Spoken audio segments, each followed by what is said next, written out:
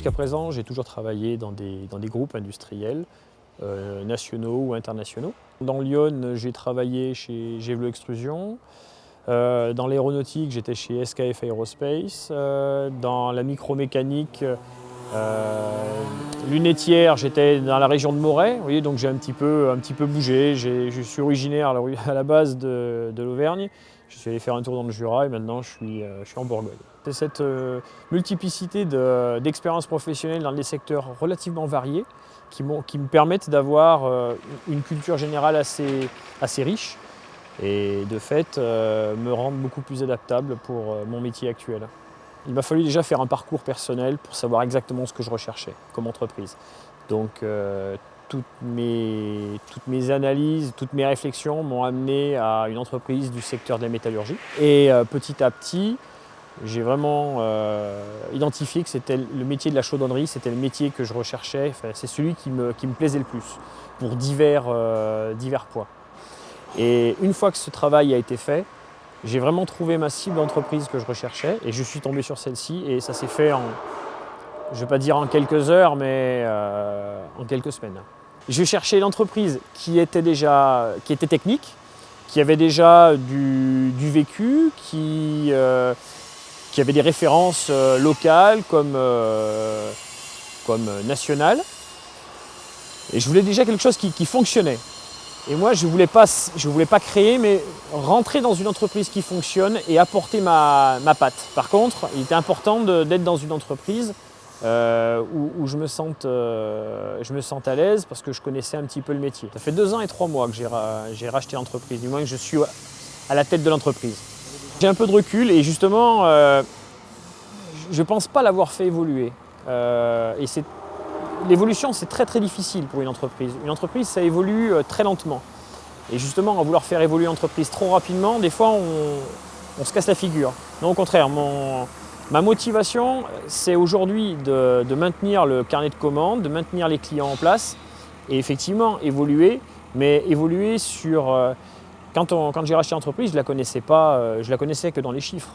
Je ne la connaissais pas techniquement parlant, je ne savais pas, je ne connaissais pas les clients, je ne les avais pas rencontrés, je ne connaissais rien de tout ça. Donc il a fallu s'imprégner de tout ça, s'imprégner de la technicité, s'imprégner des clients et pourquoi les clients venaient ici plutôt qu'ailleurs. Tous ces éléments-là pour justement maintenant bâtir une stratégie sur quelles sont véritablement nos compétences, nos connaissances et pour aller vers maintenant de nouveaux clients, de nouveaux prospects et faire évoluer l'entreprise gentiment.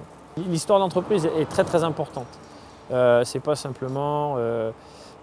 il fallait comprendre pourquoi les clients venaient là, pourquoi les clients viennent à Maille-la-Ville alors qu'il n'y a pas d'autoroute.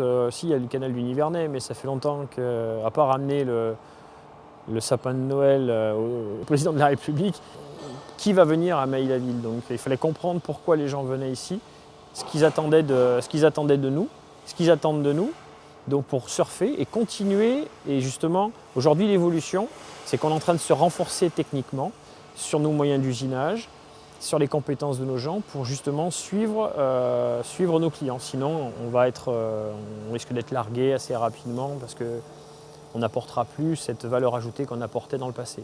Donc, la Chambre des métiers m'a accompagné dans mon projet, donc je suis allé leur demander des conseils.